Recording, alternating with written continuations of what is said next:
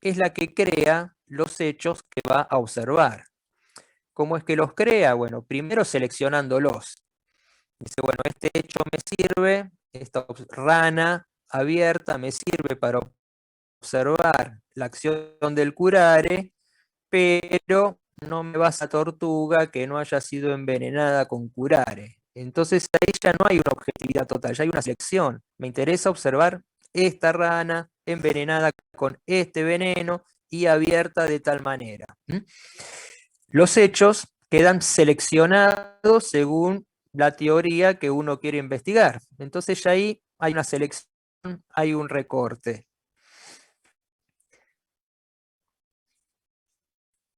Y por el otro lado también está cómo una teoría, una ciencia nombra a sus objetos de estudio, ¿no? Porque muchas veces tenemos ciencias que estudian lo mismo, pero desde dos puntos de vista distintos, y por lo tanto llaman a sus objetos de estudio con un nombre diferente, según cuál sea la aproximación o cuál sea la teoría que se esté aplicando. Entonces los nombres relación a los hechos cambian y los hechos son seleccionados de manera diferente según una ciencia u otra. Por ejemplo, Profe, disculpe, sí, sí. ¿qué texto estamos hablando? Mira, yo estoy ¿Estamos leyéndoles hablando? unos fragmentos de un texto, fragmentos de Feyerabend para la discusión. Ah, perfecto. Sí, Muchas les gracias. estoy leyendo un fragmentito de ahí, ¿sí? No es necesario que lo tengan enfrente ahora, ¿sí? Solamente escuchen lo que yo digo y la explicación, y después vamos a retomar el texto que leíamos la clase pasada, ¿sí? Cuando termine con este y empecemos el otro, yo les aviso. Por ahora quería leerles unos fragmentos del propio Feyerabend sobre esto e ir explicándoles algunas palabras o expresiones que por ahí son un poco oscuras y que está bueno aclararlas. Y también para ponernos en cuál es el contexto de todo esto. Profe, Sí, cuando usted había dicho la base evidencial que es producida por la investigación, sí. dijo que ahí hacía una crítica, ¿no? Claro, claro. Critica a la concepción heredada, o sea, tanto al positivismo lógico como a Popper y su racionalismo crítico. Porque en los dos casos, la base empírica, o como dice acá, la base evidencial, es muy importante. ¿Sí? ¿Se acuerdan? Para el positivismo lógico, como aplicaba el inductivismo, decían, bueno, hay que partir de observar muchos casos para poder llegar a la conclusión de que todos los casos responden a esa característica, ¿no? Como fue lo del curare.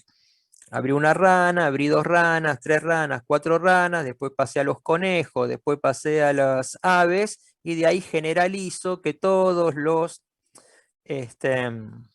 animales, al ser envenenados con el curare, se les atrofia el sistema nervioso en sus funciones motrices, ¿sí? Y lo demás queda exactamente igual, no le pasa nada ni a la sangre, ni al corazón, ni a los músculos, es simplemente una cuestión neurológica. Bueno, eso por base empírica, pero ya sabemos que para llegar a eso, Bernard tuvo que seleccionar los experimentos, tuvo que explicar por qué era importante utilizar ranas y no, por ejemplo, probar con monos, su teoría. Por algo empezó con la rana y no puso directamente a un mono o a un ser humano. Entonces ahí tiene que empezar.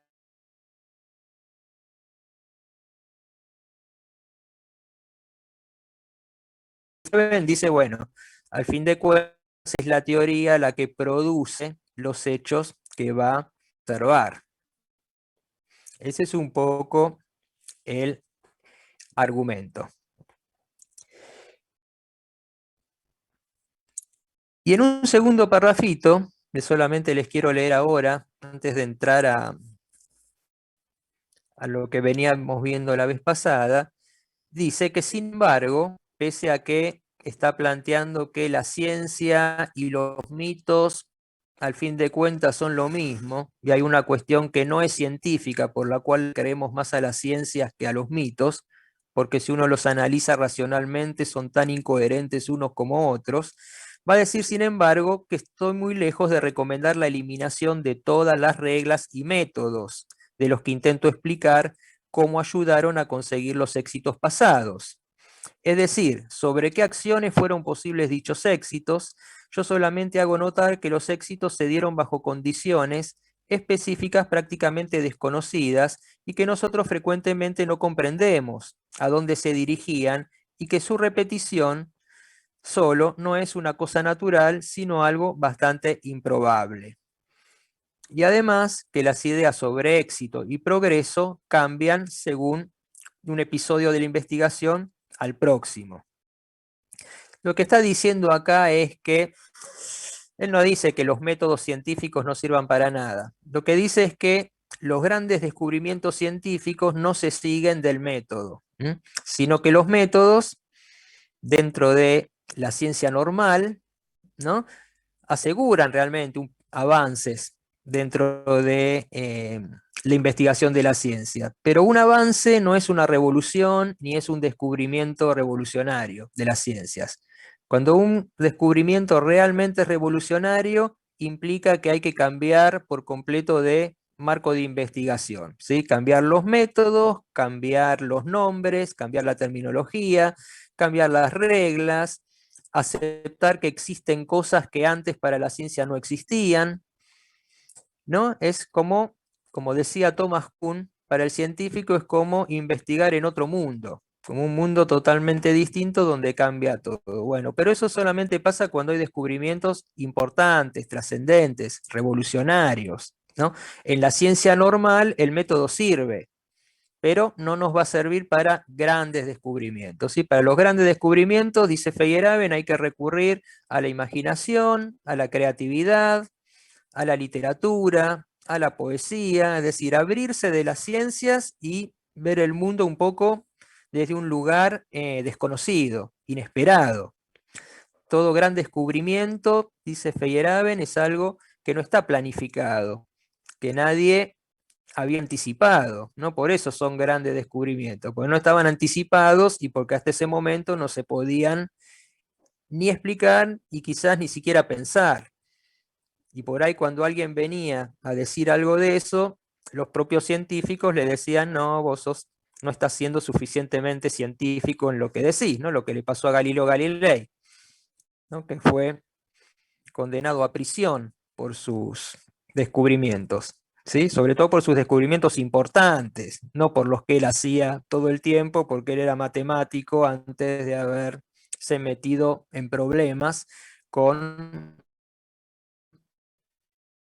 descubrimientos sobre la ley de gravedad y sobre todo afirmar que la Tierra se mueve en el espacio y que no está fija en un punto.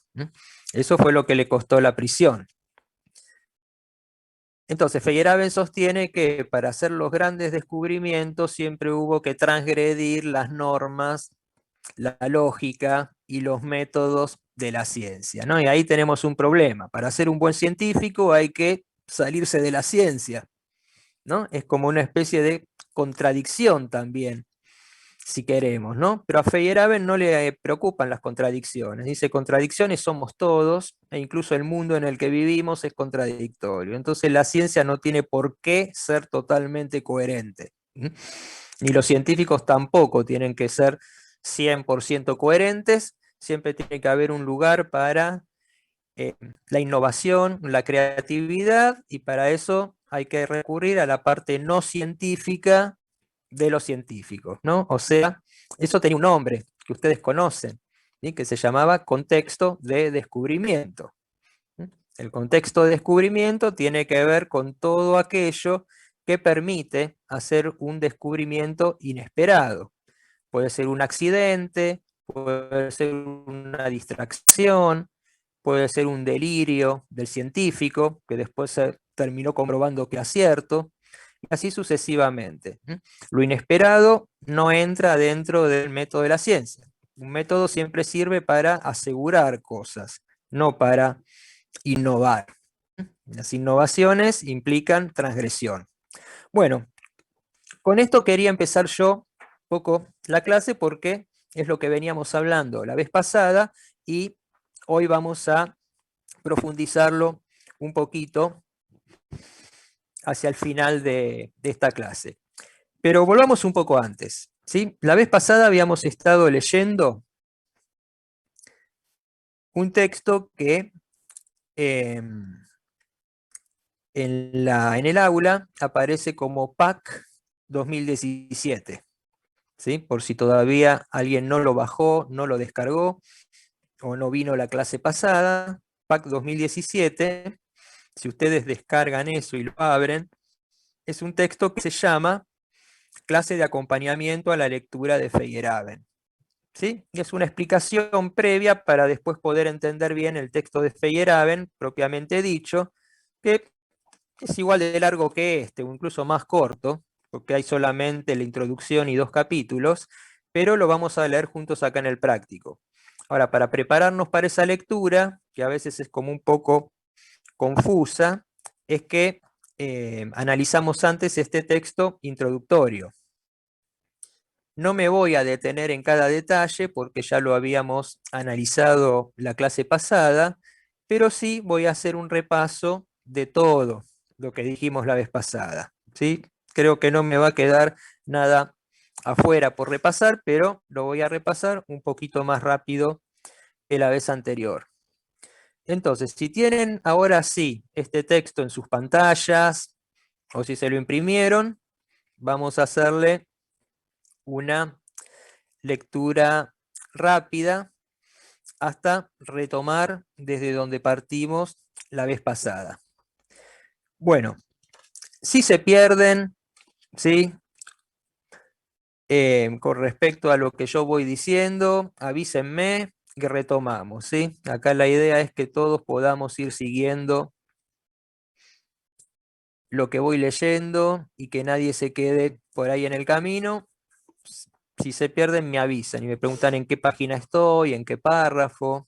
Y bueno, ahora estoy en la página 1. Al principio de todo hay un subtítulo que dice advertencia para la lectura de los textos de Feyerabend, y la advertencia tenía que ver con esto, que Feyerabend escribe muy como para la polémica, y entonces le gusta exagerar mucho lo que dice, aunque detrás de esa, haciendo una lectura un poco más detallada, nos damos cuenta de que detrás de muchas frases que tira así, que parecen medio desafiantes sobre todo para los científicos, no tanto para nosotros la gente común, detrás de eso hay argumentos bastante rigurosos. Por eso dice acá, buscar los argumentos por detrás de las afirmaciones taxativas de los textos. ¿Sí? Taxativo significa así como definitivo, como que te tira así la frase como para que no se la puedas ni responder. Bueno, crítica general principal que hace Feyerabend a las ciencias, sobre todo a la versión de la concepción heredada, es que por un lado es muy rígida, porque los métodos que propone para la investigación, los métodos tanto inductivo como hipotético-deductivo, bueno, son excesivamente rigurosos, que solamente sirven para validar los conocimientos que uno ya tiene, pero que no sirven para descubrir cosas nuevas. También va a decir que es como una simplificación del pensamiento, aplicar la lógica. ¿Sí? Feyerabend es muy enemigo de la lógica porque dice que el pensamiento lógico es, primero es el último que se aprende. Después se acuerdan que lo decía, ¿no? Los niños nunca aprenden a través de argumentaciones o de lógica. Aprenden un poco jugando, otro poco comparando, otro poco imitando, a veces incluso por la obligación de tener que aprenderse algo que los padres los obligan a hacer, pero nunca por argumentos lógicos, ¿no? Incluso dice, bueno, es un poco como el aprendizaje de un idioma. Si a vos te dan un diccionario, no vas a aprender chino porque te regalen un diccionario chino-español. Tenés que ya saber el idioma para poder saber cómo usar el diccionario, cómo buscar las palabras, cómo identificar los sinónimos. En la ciencia pasa algo parecido. Por más que vos tengas un método lógico y un procedimiento y un montón de reglas, tanto de inferencias como de definición de conceptos, lo que estás haciendo es siempre una simplificación de la realidad. Para que la realidad sea lógica, uno tiene que eliminar de la realidad todo lo que es incoherente, todo lo que no es lógico, todo lo que es ambiguo. ¿Y cómo haces? ¿No? Es más como una especie de reducción y simplificación del pensamiento humano, que es muy complejo, a ciertas reglas que sí, te ordenan la manera de pensar, en algunos casos te garantizan que de las premisas verdaderas puedas obtener conclusiones verdaderas, pero son siempre esquemas, ¿no? Son como esquemas, como recetas. Ni los científicos aplican siempre eso, de hecho, los verdaderos científicos los transgreden, y además nunca nos va a aportar, como les decía recién, un conocimiento nuevo. Solamente nos van a servir, en el mejor de los casos, para verificar, validar o falsar conocimientos que ya tenemos. Entonces habla de simplificación, de unilateralidad. Estoy en el primer párrafo de la página 1. Simplificación, unilateralidad y rigidez. Dice, son características de esta manera de ver la ciencia, esta manera tradicional de ver la ciencia.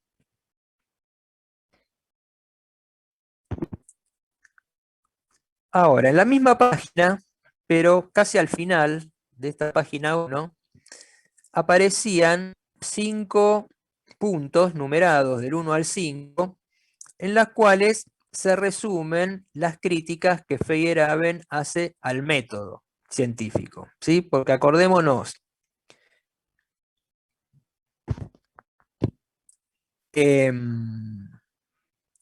Feyerabend critica el método, punto 1, punto 2, los hechos, o sea, la neutralidad de la observación científica, pero critica 2 cosas más, aparte de esto. Critica también los resultados de la ciencia, decir que, bueno, que la ciencia es mejor que la religión o mejor que el arte porque tiene mejores resultados, y Feyerabend va a decir, bueno, no tan así, hay muchos resultados de la ciencia que se obtuvieron de otras culturas, por ejemplo, pone como ejemplo la medicina, que tiene iguales o mejores resultados que la medicina occidental, pero que fue descubierta esos resultados por otros métodos que para los científicos occidentales no son científicos, sino que son medio místicos, medio religiosos, medio New Age, ¿no? Y sin embargo dan tantos resultados como, y a veces mejores que la medicina tradicional. Entonces, crítica al método, crítica a los hechos, crítica a los resultados. Las críticas al método, ¿sí? Las críticas al método son estas 5 que aparecen al final de la página 1. ¿Sí? Después les voy a hacer un PowerPoint y un punteo de todo esto. Pero si no leemos el texto igual no se va a entender. Así que lo voy a hacer como resumen una vez después de haber explicado todo. Entonces, hay 5 críticas al método que aparecen acá en esta primera página. Primera crítica. El método no es el rasgo distintivo del conocimiento científico. Pueden haber ciencias que no compartan el mismo método. Incluso ciencias que, desde el punto de vista de una ciencia, no tengan método. Por ejemplo, desde el punto de vista de las matemáticas o de la física, el método del psicoanálisis no sería un método, ¿no? Sería más bien una terapia, sería una práctica, pero desde el punto de vista de la matemática o de la física, el psicoanálisis es algo que no tiene un método. Puede tener técnicas, pero un método inductivo, un método hipotético-deductivo, psicoanálisis no tiene sus propias formas de hacer. Pero bueno, depende desde qué ciencia lo veas, va a tener método o no. Entonces no se puede decir que el método sea lo que define la ciencia. En segundo lugar, dice, justamente por eso, no es un problema central para la filosofía de la ciencia, ¿no? Como buen externalista, Feyerabend va a decir, para poder entender las ciencias hay que verla y pensarla desde afuera, dentro de la época, dentro de la sociedad, dentro de los aspectos que rodean a esa producción de conocimiento, y no desde adentro, porque si pensás la ciencia desde el método científico, no vas a poder explicar la evolución. Por lo tanto, bueno, no existe un método único y universal para producir conocimientos científicos. Ese es el tercer aspecto o punto importante en contra del método. El método no hay un método único y universal. Y por lo tanto, en el punto 4, no se puede decir que el método tenga un valor normativo y que sirva como criterio de demarcación. ¿Sí? Estos dos conceptos, normatividad y criterio de demarcación, eran las dos características del método según la concepción heredada. Esto también lo habíamos explicado un par de clases atrás. Feyerabend va a decir que como valor normativo, o sea, como un conjunto de normas y de reglas, el método científico es como una receta de cocina. Si aplicás siempre el mismo método, siempre vas a tener el mismo resultado. Por lo tanto, tomarlo a rajatabla, como que el método es lo que me permite distinguir si algo es científico o no, no es tan así, y por lo tanto, bueno, tampoco vale como un criterio de demarcación entre ciencias y pseudociencias. Y la quinta crítica era que los métodos cambian a lo largo de las épocas y cambian de un paradigma a otro. Entonces, basar la ciencia en el método es muy problemático porque el método no es siempre el mismo, nunca alcanza para poder explicar la evolución de las ciencias y por lo tanto tampoco es el punto de interés principal de una filosofía de las ciencias. El tema es no desvincular nunca a la ciencia del resto de las prácticas sociales. ¿Sí? Ese es un poco algo en lo que insiste todo el tiempo Feyerabend. Hay que entender las ciencias dentro de su contexto. ¿En qué época, en qué momento, por qué en ese momento sí y antes no? Y cuáles fueron los acontecimientos que generaron un gran cambio, una gran ruptura, una gran revolución científica.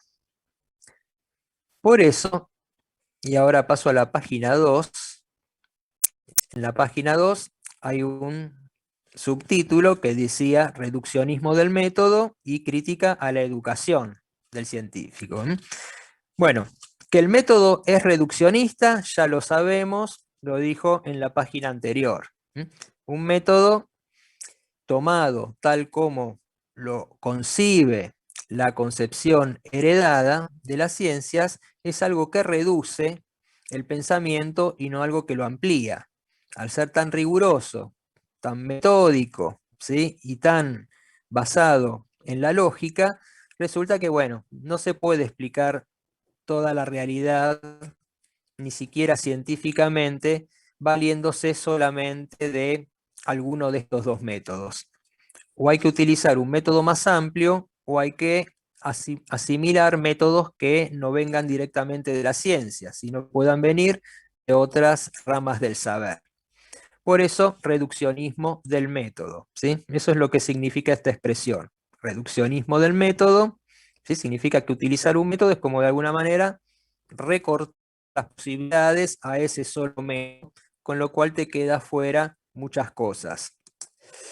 Y una de las causas de que se haya llegado a ese tipo de concepción de las ciencias y que se mantenga en el presente y se reproduzca, dice Feyerabend, que en parte la culpa la tiene la educación de los científicos, la formación científica que se da en las universidades. Por eso dice crítica a la educación del científico. Y ahí habíamos visto que Feyerabend usaba 3 palabras bastante descalificantes con respecto a cómo se enseñan las ciencias en las universidades. Habla de entrenamiento, habla de adiestramiento y habla también de lavado de cerebro. Como que a los científicos les lavan el cerebro cuando ingresan a la universidad y los van como formando para pensar el mundo y la realidad con la cabeza de un científico. Y al formar esta mentalidad científica, al mismo tiempo te desforma otras maneras de ver el mundo que por ahí tenías incluso antes de entrar a la universidad o antes de haber hecho la carrera. Y esto es algo que realmente pasa a todos los que entramos a la universidad, más o menos en la mitad de la carrera, les va a pasar que van a empezar a hablar usando términos, usando expresiones y asumiendo puntos de vista de las cosas que van estudiando y que van incorporando, ¿no? Porque estudiar es eso, es incorporar conocimientos y naturalizarlos, y después no te preguntás de dónde vino. Vieron que cuando los abogados o los jueces hablan en lenguaje jurídico, uno generalmente no entiende nada. O cuando un médico viene y te habla en lenguaje médico, también hay un montón de expresiones y de palabras que no sabes bien a qué se están refiriendo, las aprendes ahí, ¿no? Cuando uno es paciente y va a un hospital, aprende un montón de palabras que antes por ahí no usabas. Y lo mismo pasa con los intelectuales, lo mismo pasa, bueno, con los matemáticos, con cualquier rama científica en la que uno se forme. Justamente esa formación implica incorporar la mentalidad propia de esa disciplina. Y después te cuesta muchos años desandarla, ¿no? Porque si te pasás de rosca, te convertís en un aparato que después ni tus propios amigos te entienden de lo que les estás hablando. Y según Feyerabend, eso es algo característico de la formación científica. Los científicos terminan naturalizando una forma de pensar, y esa forma de pensar, dice Feyerabend, es solamente la forma de pensar de la ciencia, y te vas como de alguna manera deshumanizando, perdiendo el vínculo o perdiendo creencias que antes de entrar a estudiar por ahí tenías, ¿no? La profesionalización tiene su parte positiva, dice Feyerabend, y también su parte negativa.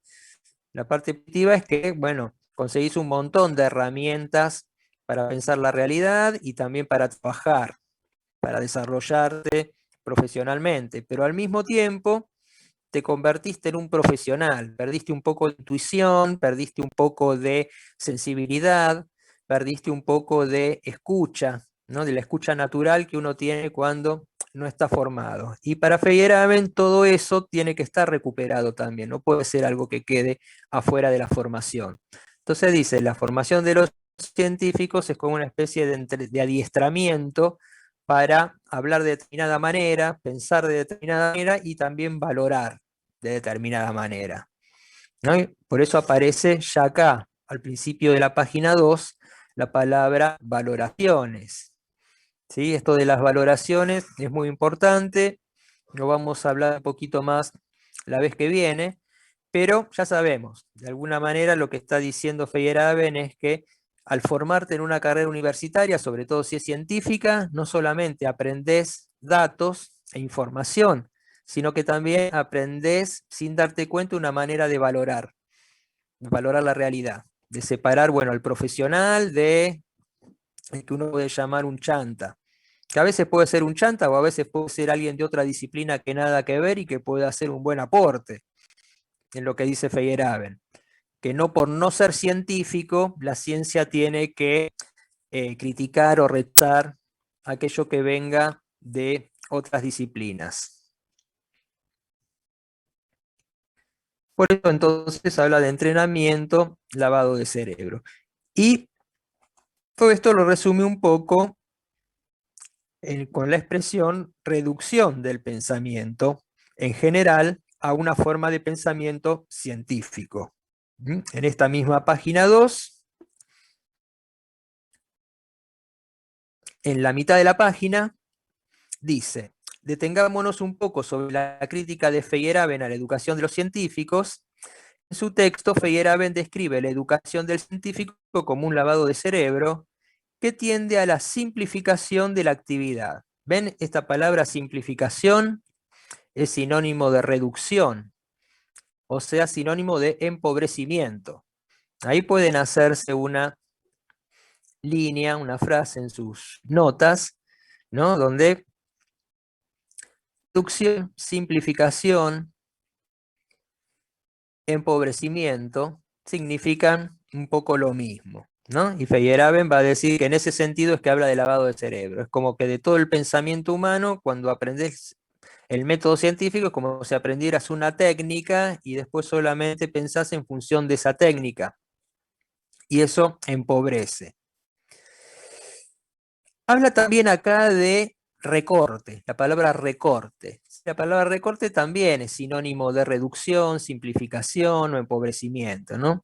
Y dice, el recorte de un dominio de investigación es la primera característica que hace la ciencia, recortar un dominio. Bueno, yo hago biología molecular, no hago biología marina, ¿sí? No estudio las focas, las peces o la fauna marina, sino que lo que estudio es la biología desde el punto de vista del ADN, desde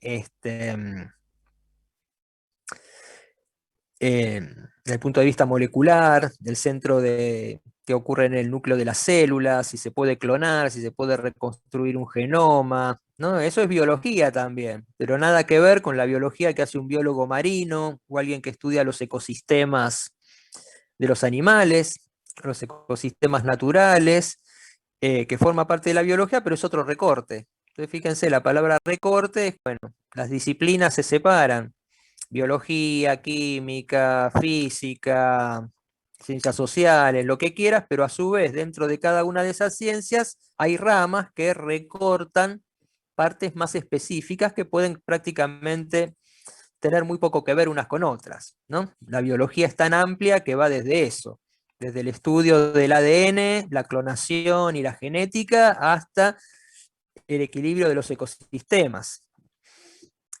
Y lo mismo, bueno, pasa también con la física y con toda la disciplina. Siempre recortan la realidad y generan un método para estudiar específicamente eso que quieren estudiar. De ahí que no puede ser que todas las ciencias tengan el mismo método. Cada una va generando el propio. Y después dice que el otro recorte que hace la ciencia es la separación de la ciencia en general con otras disciplinas no científicas, criterio de demarcación, ya saben ustedes la expresión. Y el tercer punto, que cada ciencia crea una lógica propia y excluyente. Propia porque, bueno, es la que necesita cada ciencia según su objeto de estudio o su campo de estudio, pero además es excluyente de otras. Y generalmente los científicos siempre se pelean sobre quién es más científico que el otro, ¿sí? O qué teoría es más científica que la teoría del otro. Cuando uno va a los congresos y a los encuentros académicos de científicos y epistemólogos, bueno, siempre se están peleando un poco por eso, ¿no? Por eso dice que es una lógica excluyente. Los científicos que vienen de las matemáticas, geometría o física van a decir que las ciencias sociales no son ciencias o no son ciencias suficientemente seguras porque no aplican el método matemático o el método de la física, sino que las ciencias sociales, bueno, tienen otros métodos, otras lógicas y otra manera de operar porque su objeto de estudio es otro. Sin embargo, y aunque parezca mentira, dentro de la epistemología todavía se discuten eso. ¿Qué disciplinas o qué ciencias son más científicas o metódicas que otras? Y Feyerabend va a decir un poco, valen todas, ¿sí? No nos pongamos con eso porque al fin de cuentas lo que se hace es empobrecer y cerrar el camino a los descubrimientos. Los descubrimientos requieren de la utilización de cualquier forma de saber que haya disponible, y a eso Feyerabend lo llamaba pluralismo metodológico. ¿Sí? Esta expresión va a aparecer ahora dentro de muy poco y la voy a volver a mencionar, pero ya pueden anotarla. Pluralismo metodológico significa esto: utilizar cualquier método que esté disponible y que pueda servir para la investigación, porque de hecho eso es lo que hacen los científicos. Por más que hablen mucho del método y propongan esta rigurosidad, este rigor demarcativo de las ciencias, en la realidad lo que aplican son cosas distintas, sobre todo cuando hacen descubrimientos importantes. Los descubrimientos importantes implican prácticamente el abandono de los métodos conocidos hasta el momento y por eso son importantes, ¿no? Si no, serían un episodio más dentro de la ciencia normal.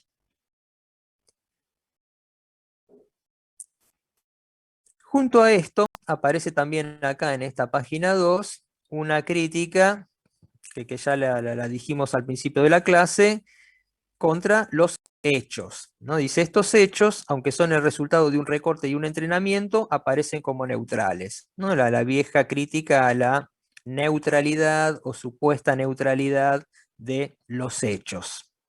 Entonces, fíjense, Feyerabend planteándose por qué creemos en las ciencias, tanto como en la Edad Media creían en la religión. Entonces se empieza a investigar cuáles son esas causas y dice, bueno, primero se dijo que por el método. Entonces investigó el método y encontró todos estos problemas. Dice, bueno, no, por el método no puede ser. Por el tema de los hechos, entonces, que la ciencia tiene mayor objetividad para investigar los hechos del mundo, y parece que tampoco, porque los hechos no son objetivos ni son neutrales, dependen de la teoría depende de la época o del paradigma. Entonces, ni por el método ni por los hechos podemos seguir diciendo que las ciencias son mejor forma de conocer que otras. Y ahí es hasta donde estamos.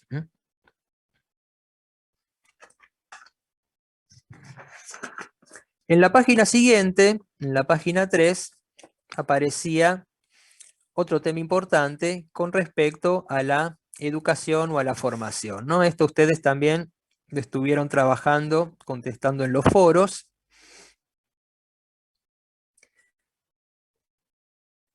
Donde Feyerabend separa dos tipos de formación. Una que es la que reciben los científicos y que es como un adiestramiento, como un lavado de cerebro, y otro tipo de formación más amplia, a la cual Feyerabend llama humanista, ¿sí? Cultura humanista o formación humanista, es aquella que tiene un poco en cuenta todo, ¿no? No solamente los científicos tienen que estudiar ciencias, sino que también tienen que saber algo de historia, algo de sociología, de psicología, porque si no, solamente van a empobrecer sus modos de ver, sus modos de trabajar, y lo único que van a hacer es revalidar conocimientos que ya existen, ¿no? Y alejarse de la posibilidad de hacer grandes descubrimientos. Condición para un gran descubrimiento es que el método no sea solamente el método científico establecido, sino que se tomen ideas, valores o sugerencias de otro tipo de formas de pensar. Entonces, por un lado, la formación humanista, que apunta un poco a todo, versus la formación renacentista. Acá Feyerabend la llama renacentista. No sé si es el mejor término, pero de alguna manera refiere a la historia. Ven que acá está fechado siglo XIV, siglo XV, ¿no? Donde la formación renacentista tenía que ver más con la ciencia, con una formación científica, y la formación humanista tiene más que ver con una formación integral, que además de las ciencias también incluya conocimientos, como dice acá, de literatura, de filosofía, de religión, de diversos tipos de saberes, ¿no? Como para abrir la ciencia y que no se encapsule en sus propios métodos. Entonces, importante acá, estos dos tipos de formación o cultura, ¿sí? Cultura humanista, cultura renacentista.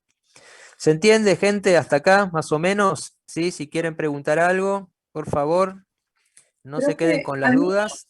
Sí. no me quedó muy claro lo del renacentista. Bueno, la formación renacentista es la formación científica, ¿sí? Y la llama renacentista porque, ¿se acuerdan que en la unidad 1 hemos visto 4 características que tenían las ciencias modernas? Justamente las ciencias modernas nacen en el Renacimiento, ¿no? El Renacimiento es una época histórica, ¿sí? Acá tienen las fechas, siglo XIV y siglo XV, final de la Edad Media, principios de la Edad Moderna. Y se la llamó renacentista porque se suponía que renacieron ahí el interés por las ciencias y por las artes. Cosa que después los historiadores comprobaron que no era tan así, que eso ya venía un poco como consecuencia de otras cosas, ¿no? Vieron que siempre se dice que la Edad Media es una época oscurantista, donde bastante salvaje, donde todo era religión y guerra, y religión y ejércitos y conquistas y guerras, y había poco lugar y poco interés por las ciencias y las artes, ¿no? Ese era como un prejuicio que en algún momento tenían los historiadores y que después, bueno, se comprobó que no era tan así, pero ya le quedó el nombre de renacentista al momento histórico en el cual se pasa de la Edad Media a la Edad Moderna. Y en esa época convivían estos dos tipos de formación o de culturas. Una que se llama, Feyerabend la llama renacentista, y otra que Feyerabend la llama humanista. Convivían en la misma época estas dos formas. Una era más amplia, hoy la llamaríamos las ciencias sociales, ¿no? La cultura humanista es como la formación de las ciencias sociales, mientras que la renacentista es específicamente las ciencias naturales. Entonces, esta formación renacentista tenía que ver, les decía, con aquellas 4 características que habíamos visto en la unidad 1, con las cuales describíamos las ciencias modernas que nacen en esta época. Y esas 4 características, ustedes ya las conocen, pero las voy a repetir igual, eran, primero, el rechazo del criterio de autoridad; segundo, la racionalización o matematización de la naturaleza; en tercer lugar, el interés por la tecnología y la ciencia, por la tecnología y los instrumentos tecnológicos, tanto los que produce la ciencia como los que usa la ciencia para investigar. Y la cuarta característica era la institucionalización de la ciencia. ¿Se acuerdan? Nacen las comunidades científicas. Los científicos ya no estudian o no investigan solos, sino que forman academias o forman escuelas o forman laboratorios o programas de investigación, generalmente compuestos por científicos que no vivían todos en el mismo lugar, sino que se escribían por carta y algunos estaban en un país y otros en otro, pero todos investigaban más o menos lo mismo, como Galileo y Copérnico, ¿no? Que eran contemporáneos, pero bueno, Copérnico era alemán, holandés, no me acuerdo, vivía ahí, y Galileo era italiano, vivía en Italia. Sin embargo, compartían correspondencia y trabajaban dentro de la misma, investigando el mismo campo. Bueno, 4 características de las ciencias modernas se inscriben dentro de esto que Feyerabend llama cultura o formación renacentista, ¿sí? Mientras que la cultura o formación humanista tenía que ver más con la literatura, la historia, la filosofía, la religión. Bueno, no había muchas más ciencias en esa época que estas que les nombré, pero fíjense que es más amplio, que no es solamente la ciencia, sino que también es la ciencia dentro de un contexto mayor. Entonces dice Feyerabend que justamente una cultura, una formación humanista le sirve más a la ciencia que una formación específica o exclusivamente científica, para evitar estos lavados de cerebro o empobrecimiento del pensamiento cuando uno empieza a naturalizar que la única forma racional de conocer o de investigar es la lógica, ¿no? Que es lo que va a criticar ahora Feyerabend. Va a decir, no, la lógica no es ni lo más importante del ser humano, ni nuestra manera natural de pensar, ni tampoco es la mejor manera que tenemos de aprender y de conocer. Y para eso se va a retrotraer al tema del aprendizaje. En la página 3, de la mitad para abajo, va a hablar del tema del aprendizaje, justamente. No iba a decir, bueno, lo que les decía hace un rato, nadie aprende nada con un libro de lógica. La lógica la aprendes al final de tu formación.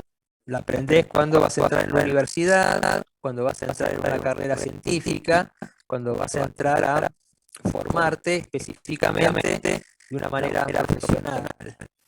Pero eso viene al final. No es que el pensamiento humano es por naturaleza lógico, ¿no? Sin embargo, eso era lo que sostenían y afirmaban el Círculo de Viena, por ejemplo, ¿sí?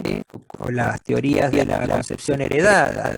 Decían, la lógica representa la forma correcta de pensar del ser humano, la forma correcta de pensar. Como si otras formas de pensar que no son tan lógicas, por ejemplo las de los artistas, o lo de las ciencias sociales, o la de un psicoanalista, no sería una forma lógica de pensar, una forma correcta de pensar, porque no siguen las reglas de la lógica. Entonces Feyerabend dice, ojo, no creamos que la lógica es tan racional como se dice, ni la única forma de racionalidad existente. Hay muchísimas otras formas de racionalidad. Pensar que solamente es la lógica implica un empobrecimiento del pensamiento y no un enriquecimiento.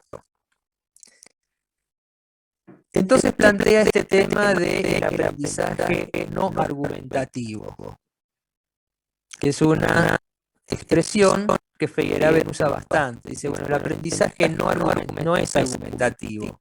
Los niños no aprenden a través de textos de lógica o de libros de lógica.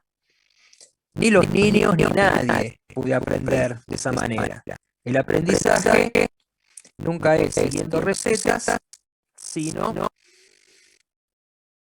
comparando, imitando, jugando y a veces también obedeciendo, ¿no? Son las 4 formas que dice Feyerabend en las cuales realmente hay aprendizaje y hay conocimiento. Dice hábito en la página 4. Dice hábito, imitación y repetición. Después agrega actividad lúdica, o sea, el juego, y también la coerción. ¿Sí? Coerción es cuando aprendes algo porque te lo dicen muchas veces e incluso te advierten que si no lo haces te puede pasar algo, ¿no? Acá pone el ejemplo del tema cuando los chicos le dicen, bueno, hace frío, abrigate, no salgas desabrigado, porque si no te vas a enfermar, te vas a resfriar. O algunos dicen, no salgas desabrigado porque si no te doy un golpe en la cabeza. Bueno, cualquiera de esas dos formas son como una coerción. En el primer caso es como una especie de amenaza o de advertencia de que si salís desabrigado te podés resfriar. En el otro caso directamente te amenazan con un castigo. En los dos casos hay coerción, ¿sí? Coerción significa obligación. Entonces dice Feyerabend, también la coerción forma parte de las maneras en las que se aprende. Pero fíjense, ni el hábito, ni la imitación, ni la repetición, ni el juego, ni la obligación son formas lógicas, argumentativas. Entonces, uno no aprende por lógica, sino que aprende por cualquiera de estas situaciones de aprendizaje. La lógica es lo último que aprendes, pero solamente para ordenar lo que ya sabías. Iba a decir que él puede demostrar, o sea, Feyerabend puede demostrar, y de hecho en sus libros lo demuestra con muchos ejemplos tomados de la ciencia, de lo que les decía hace un rato, ¿no? Como los mayores descubrimientos siempre se basaron en algún tipo de trampa de transgresión con respecto a la lógica. Y a veces incluso también transgresión con respecto a lo que se observa.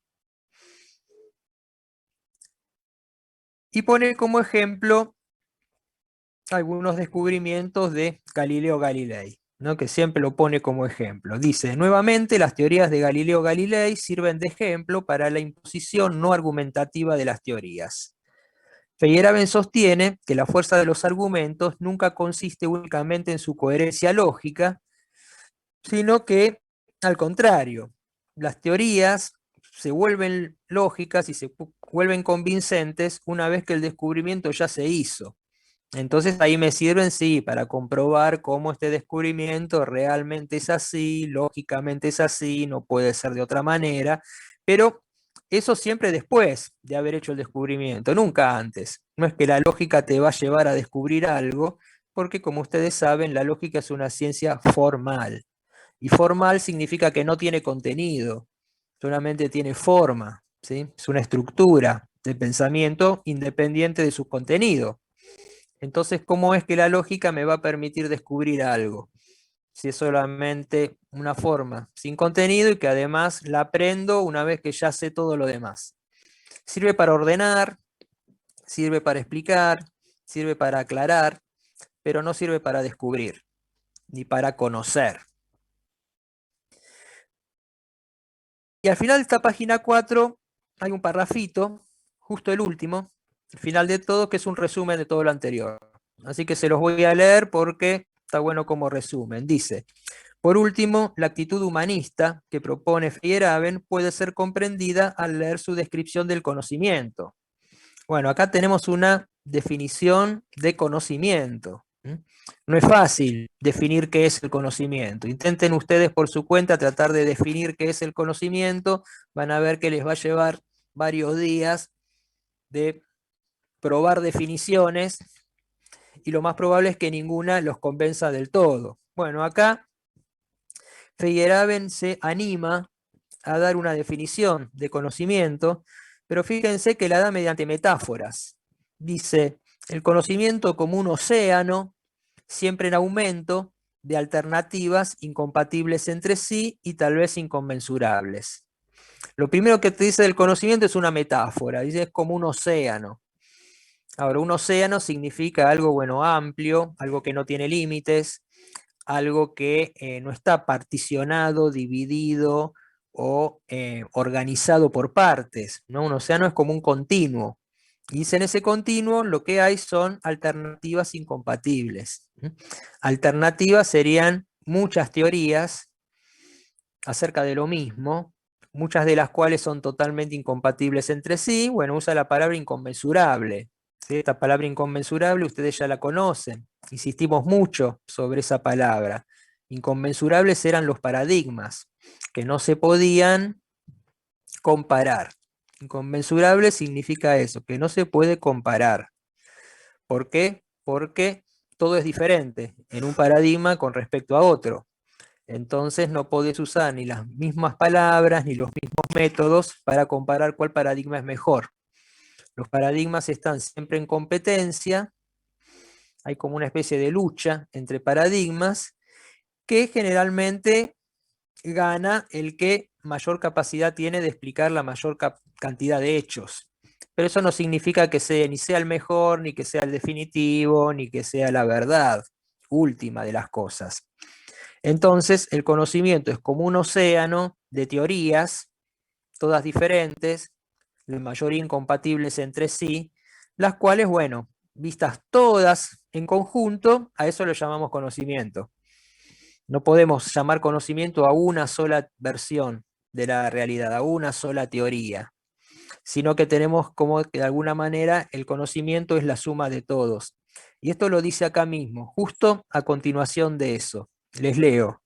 Dice, toda teoría particular, todo cuento de hadas, fíjense que pone teoría y cuento de hadas a continuación, ¿no? Casi como si fueran para él lo mismo, ¿no? Las teorías que los cuentos de hadas, porque en los dos casos, como dijo al principio, no se puede decir que uno sea más verdadero que otro.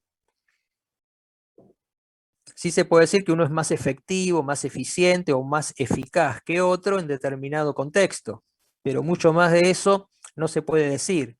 Entonces dice, toda teoría particular o todo cuento de hadas, todo mito, forman parte del conjunto, o sea, de ese océano, ¿sí? Que obliga al resto a una articulación mayor. Bueno, acá la palabra articulación creo que lo dije la vez pasada, era muy importante. Articular significa unir, pero no unir como si uno fuera a soldar dos cosas, ¿no? Cuando uno suelda dos cosas ya quedan soldadas, no se pueden separar, ni tampoco se pueden mover, ni pueden hacer juego unas con otras. En cambio, una articulación es como la articulación de un brazo, de una muñeca, de un codo, ¿no? Están unidos, pero al mismo tiempo se pueden mover, ¿sí? Se pueden articular. Entonces los conocimientos, vengan de donde vengan, ¿sí? Siempre se pueden articular para generar una explicación lo más enriquecedora posible de aquello que se quiere explicar. Entonces la palabra articulación no es una palabra gratuita o que esté usada porque sí. Articular es diferente de soldar y también es diferente de estar suelto, de que sean conocimientos sueltos que no tengan nada que ver unos con otros. El esfuerzo del científico es poder unirlos, es poder articular distintas teorías, distintos puntos de vista, distintas perspectivas, ¿no? Por eso, una vez más, usan la palabra pluralismo metodológico. ¿Sí? El pluralismo metodológico articula métodos que vienen de distintas ciencias o incluso de cosas que no son ciencias, dice Feyerabend. Dice, hay que también considerar válidos los conocimientos que vengan de los saberes ancestrales, de los pueblos originarios, de incluso dice de la telequinesis, de la hipnosis, ¿no? De un montón de cosas que la ciencia ningunea y deja fuera. Para Feyerabend son importantes, no tienen que ser excluidas. Y estaba el ejemplo que les había dicho hace un rato del tema de las medicinas alternativas, ¿no? Bueno, él usa mucho la palabra alternativo. Ya se habrán dado cuenta que aparece un par de veces acá esta palabra alternativo, ¿no? Para él es muy importante que todo lo alternativo forme parte de la ciencia y no que quede excluido o afuera. ¿Por qué? Miren, en la página 5, página siguiente, dice, el mundo es mucho más escurridizo de lo que admiten nuestros racionalistas. ¿Sí? Estos nuestros racionalistas se está refiriendo a la concepción heredada, ¿sí? A Popper, a Carnap, al positivismo lógico, al racionalismo crítico. A eso Feyerabend lo llama los racionalistas, ¿no? Porque ponen a la razón y a la lógica como lo más importante de todo.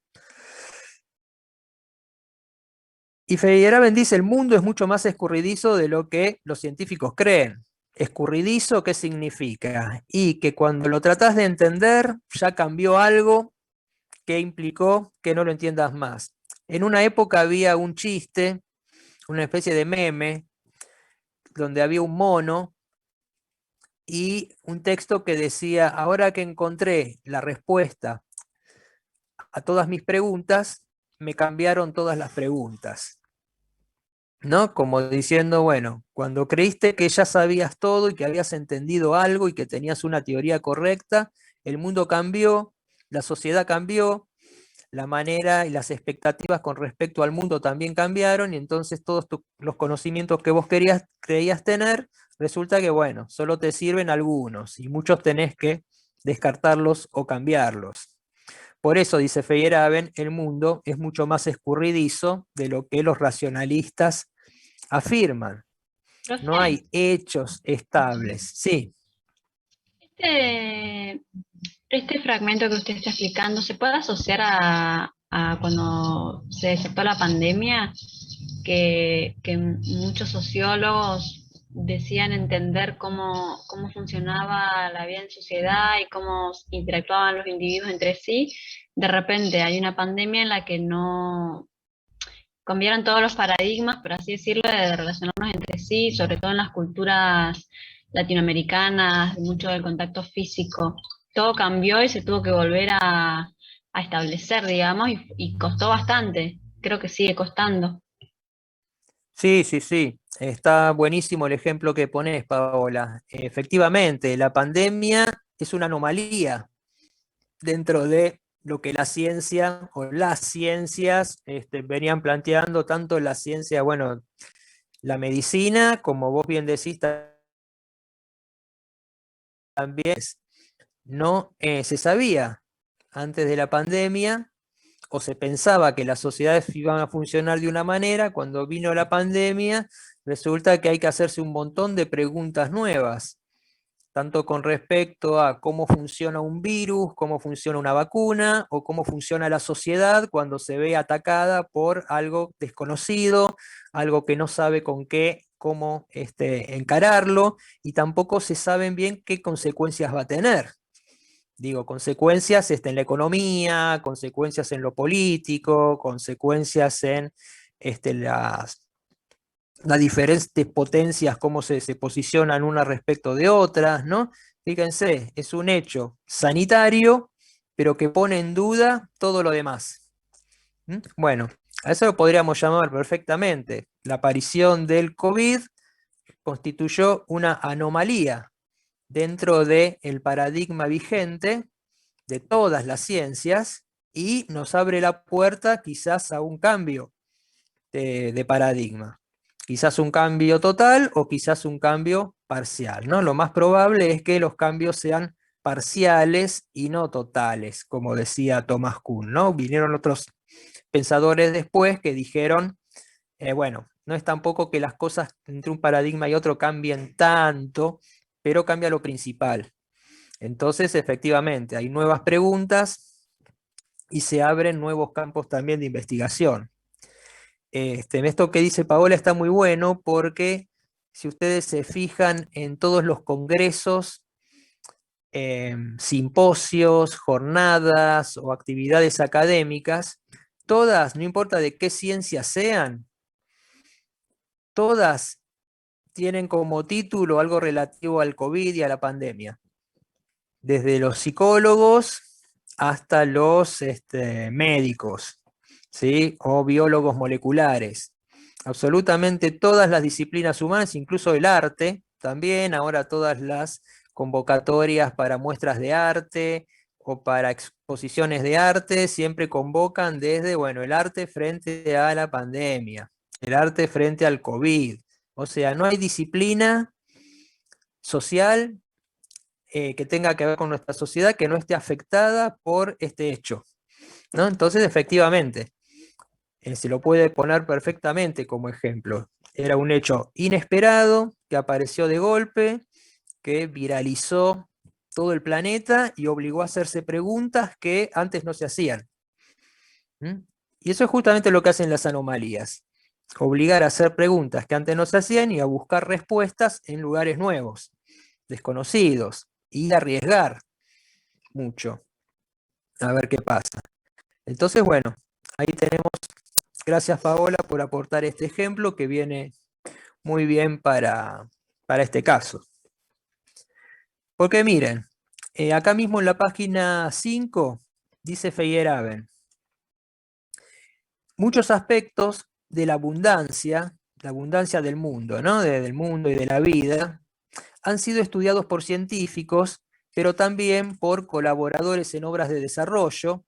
Supongo que acá se está refiriendo a los políticos en general, teólogos de la liberación, pintores, poetas, músicos, e incluso los habitantes más oprimidos de nuestro planeta han hecho su contribución.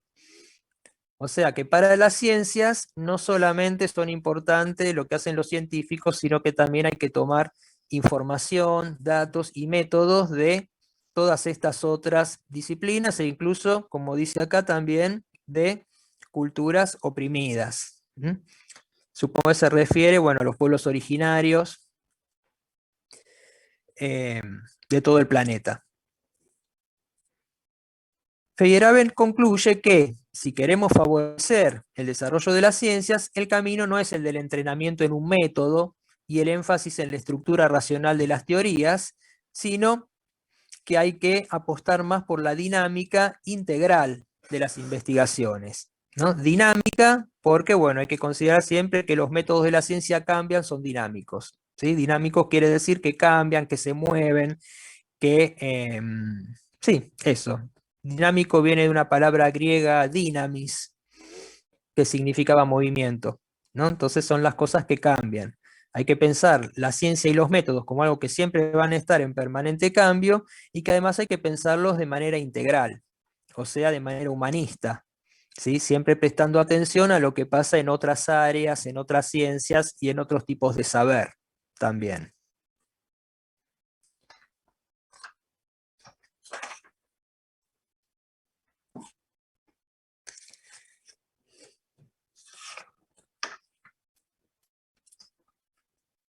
En la página 6 y 7 aparece un ejemplo, ¿no? El ejemplo que yo les había comentado y que comentamos un poquito la vez pasada, no voy a volver a profundizarlo hoy, sobre cómo Galileo Galilei descubrió una consecuencia de las leyes de la inercia y de la aceleración que tenía que ver con que si las cosas que uno tira de una torre caen en línea recta o no.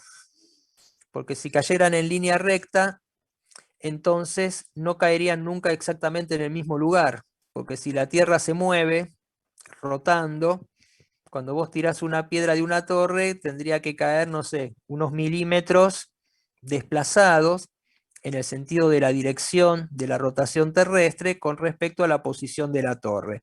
Pero bueno, gracias a eso, a que los hechos no daban con la teoría, logró descubrir que en realidad hay una ley de inercia que corrige ese desfasaje, haciendo que en realidad las cosas no caen exactamente en línea recta, sino que lo hacen proyectando un arco, una leve parábola, que compensa ese movimiento de la Tierra, pero por una cuestión de aceleración matemática, que también deviene de la gravitación, los objetos, bueno, caen, digamos, en el mismo lugar donde uno los había arrojado, pero no en línea recta, sino proyectando una parábola casi imperceptible. Claro, uno la puede percibir, eso es un cálculo, es el producto de un cálculo. Matemáticamente se produce esa parábola en la caída de los objetos. Bueno, ese es un ejemplo de cómo Galileo Galilei tuvo que transgredir algunas hipótesis que ya se daban por probadas en las matemáticas y incluir hipótesis auxiliares, hipótesis ad hoc y otros mecanismos por los cuales, bueno, trampear el método y lograr descubrir una nueva variable que no estaba, digamos, ya previamente calculada. Esto nos lleva al lugar donde habíamos dejado la clase pasada, que era en la página 8, cuando aparecía la idea de contrainducción, ¿sí? Contrainducción, dice Feyerabend, es justamente ir en contra de las teorías, en contra de las observaciones que ya se hicieron, en contra de los métodos, y es un requisito necesario para poder descubrir algo. Les leo, página 8, arriba de todo. Dice, las reglas del método, tal como las proponen los empiristas lógicos y racionalistas críticos, son insuficientes para dar cuenta del desarrollo de la ciencia, y por eso Feyerabend propone contrarreglas, tales como, fíjense, acá da ejemplos de las contrarreglas, ¿sí? O de la contrainducción. Márquenlo en el texto o anótenlo ahora que se los digo. Tales como introducir y elaborar hipótesis que sean inconsistentes con teorías bien establecidas y o con hechos bien establecidos. A esto lo llama también contrainducción. O sea, no sé cómo decirlo más claro, ¿no? Dice, propone introducir y elaborar hipótesis que sean inconsistentes. Inconsistentes significa que son o contradictorias o que no se siguen o se derivan lógicamente de otras observaciones. Inconsistentes con las teorías u observaciones inconsistentes con los hechos ya establecidos. En los dos casos significa transgredir o las teorías o transgredir la observación de los hechos, diciendo, bueno, esto que yo estoy viendo en realidad se debe a algún tipo de distorsión que los sentidos de la vista no pueden captar pero de manera teórica quizás sí podamos explicarlos o captarlos. Por ejemplo, si yo veo adelante mío un vaso, en realidad ese vaso sabemos que es un conjunto de átomos. Esos átomos están unidos entre sí por campos magnéticos, por enlaces de partículas subatómicas. Entonces, cuando yo veo un vaso, ¿qué digo? ¿Estoy viendo un vaso o digo estoy viendo un campo magnético de átomos cuyos enlaces forman materia plástica de determinada masa, determinada consistencia, etcétera, etcétera? No, mi descripción es lo que me dan los ojos y el cerebro, que es un vaso. Pero yo sé que en realidad eso que estoy viendo a otra escala, si yo me redujera al tamaño de un átomo, lo que vería sería un enorme espacio vacío con puntitos que están a 1 kilómetro uno de otro. Y eso es el vaso que yo veía desde mi escala. Entonces fíjense cómo las teorías pueden no coincidir con los hechos que se observan, ¿sí? Los hechos que se observan pueden ser también inconsistentes entre sí. Entonces, hay que inventar hipótesis, dice Feyerabend. Hay que ver si no se está yendo un poquito al carajo con esto, ¿no? Porque, bueno, cualquier hipótesis no es que me va a servir para descubrir o explicar algo. Pero él dice, esto lo propone prácticamente como una propuesta metodológica. Dice, hay que buscar siempre hipótesis que sean inconsistentes con otras teorías. Y también hechos que pueden ser inconsistentes con otros hechos o con las teorías que tratan de explicarlos. Siempre hay que buscar un poco, como decía Thomas Kuhn, la anomalía. Lo que no coincide, lo que no se puede explicar, lo que hace ruido, lo que queda, porque por ese lado es que la ciencia va a avanzar, y no tratando de verificar siempre lo mismo y lo que ya se conoce. En otros libros, Feyerabend dice que él es como un anarquista de la ciencia, que dice, bueno, la ciencia cuanto menos método tenga, mejor. Cuanto menos definido esté su campo de estudio, mejor. Los mejores momentos de la ciencia eran cuando no estaba institucionalizada, cuando había mucho por descubrir, porque no había justamente reglas que aceptaran todos, o la mayoría de los científicos. Cuando hay reglas que la mayoría de los científicos aceptan, entonces ya ahí están aceptando una realidad, están aceptando algo, están frenando su investigación para aceptar reglas que ya se dan como por definitivas. Y Feyerabend dice, bueno, nunca le creas a una regla o a un método. Usalo, aprovechalo, sacalo mejor, pero si realmente querés descubrir algo nuevo, vas a tener que transgredir. Vas a tener que inventar hipótesis que vayan en contra de lo que ya está establecido, observaciones que vayan en contra de la manera habitual de observar. Entonces, la contrainducción se aplica tanto a la teoría como a las observaciones.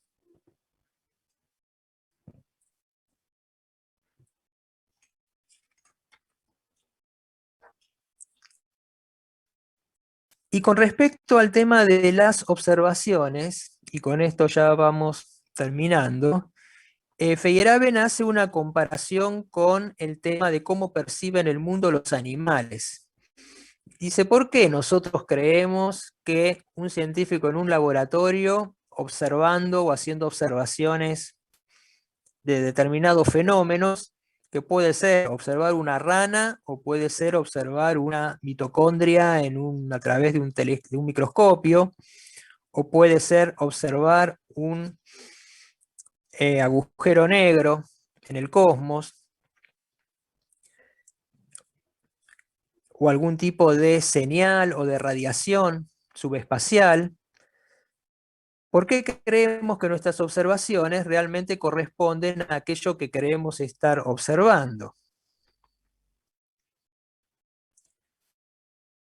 Y ahí es donde compara con el tema de los animales, porque al fin de cuentas, el mundo que ve nuestro gato o nuestro perro, o la mascota que tengamos, nunca va a ser el mismo mundo que vemos nosotros, porque nosotros no podemos oler un pedazo de bife a 3 kilómetros de acá, mientras que los perros lo huelen perfectamente.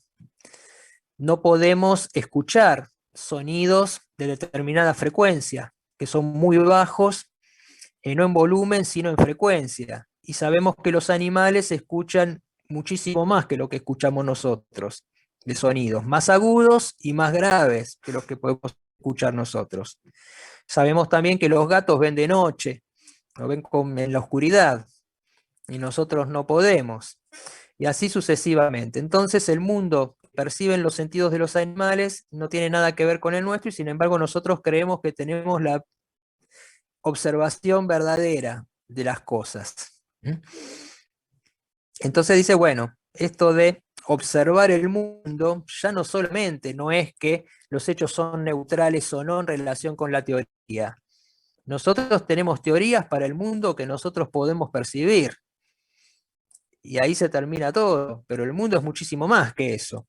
Preguntale si no a un perro, a un gato, qué es lo que está escuchando, cuando por ahí uno solamente escucha silencio, ¿no? Y todas las raciones de información que sacan de ahí, ni hablemos del olor, ¿no? Los animales saben cuando uno está enfermo o no por el olor que tenemos, pero es algo que solamente el olfato de ellos puede percibir, el olfato humano no.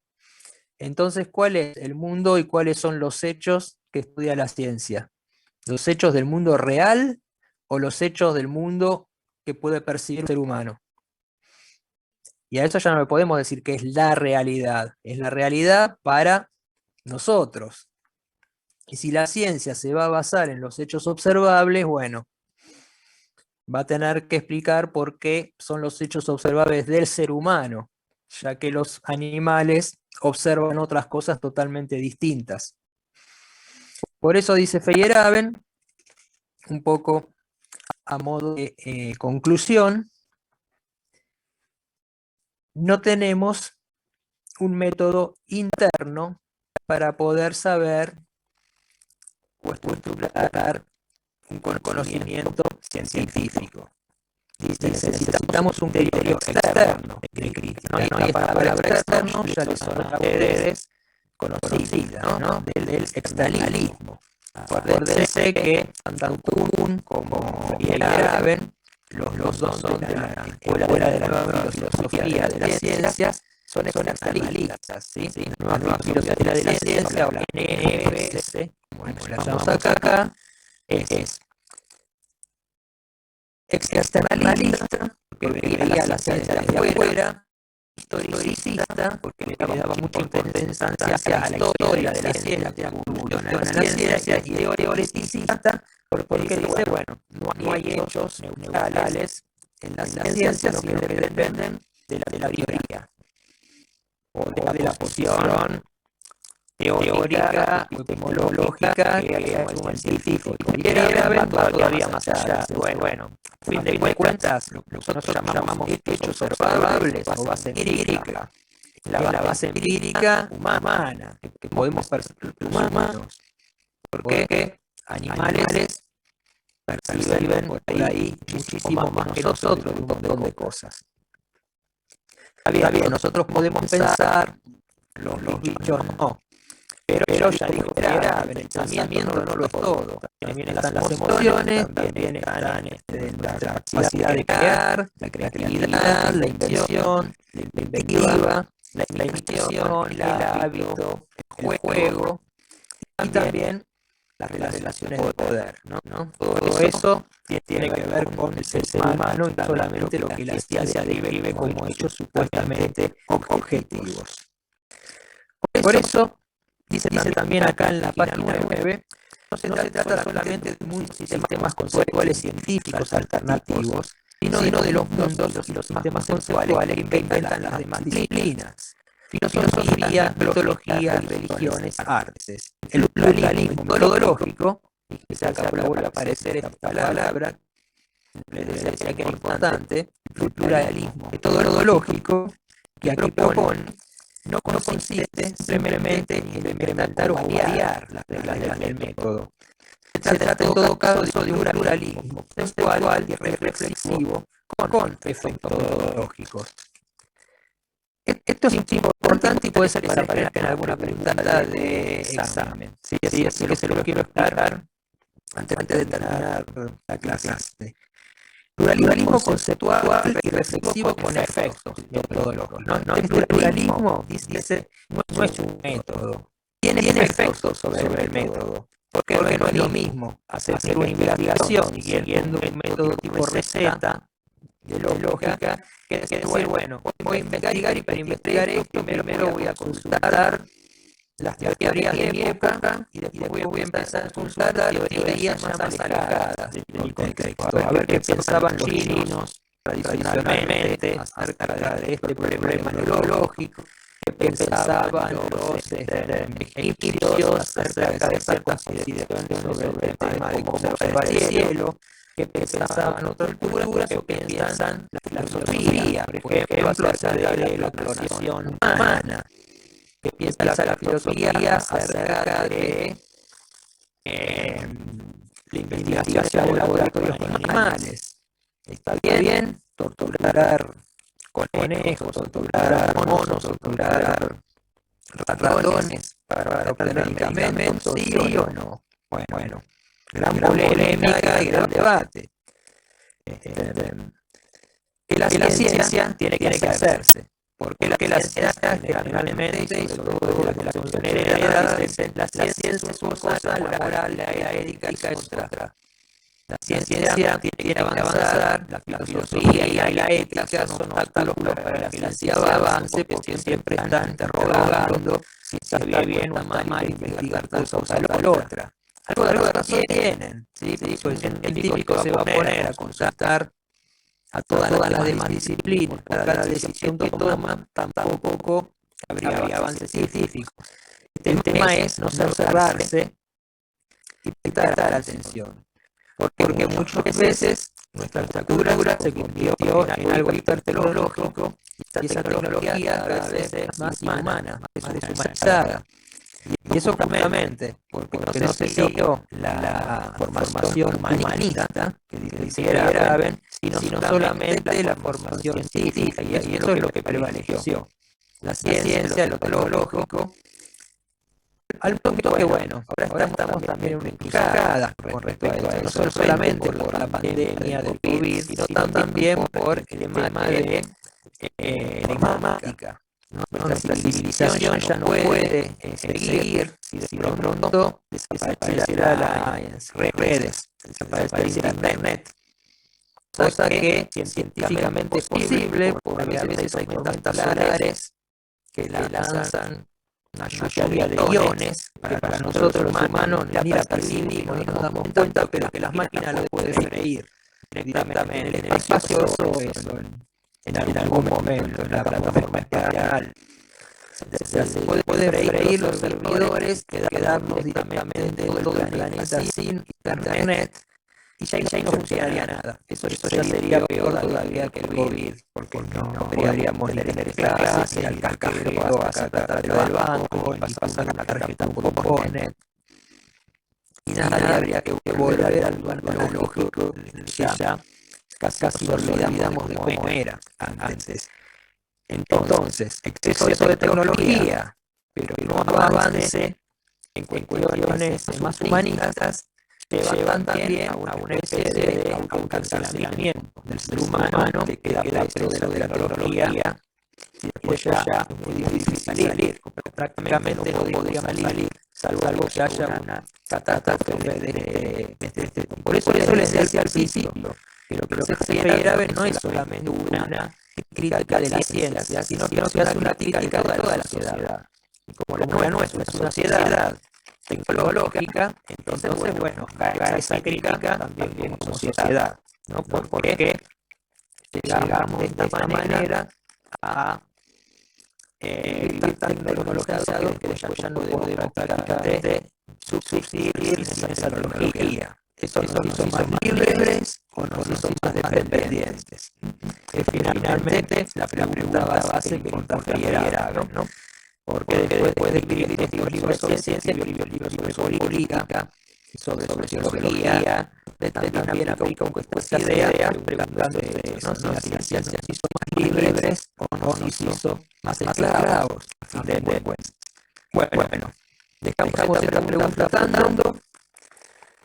Ahora, bueno, pregunten ustedes lo que quieran.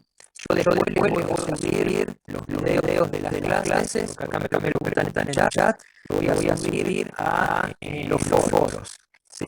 Ahora realmente no tuve tiempo porque es una clase tras otra y hay que, bueno, casi no queda el momento para hacer eso, pero yo tengo grabadas todas las clases. Así que las voy a ir subiendo, si me dan un poco de tiempo, a los foros para que las puedan ver desde ahí. Profe, Sí. el trabajo que evaluamos mañana es sobre este tema, ¿no?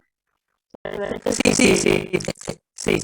Sobre este tema es autoevaluativo. Acuérdense que no tiene nota, sino que la nota que le tira para que ustedes la tengan en cuenta y vayan viendo cómo van. Y la única diferencia es que no van a durar solo 15 minutos, sino que van a quedar abiertos más tiempo. Me parece que incluso desde que se abre va a quedar abierto todo el día. No sé bien por qué lo hicieron así, pero bueno, así va a ser. Esta es una semana medio rara, vieron, porque los prácticos no son obligatorios, si no tomamos asistencia en los prácticos de esta semana, por eso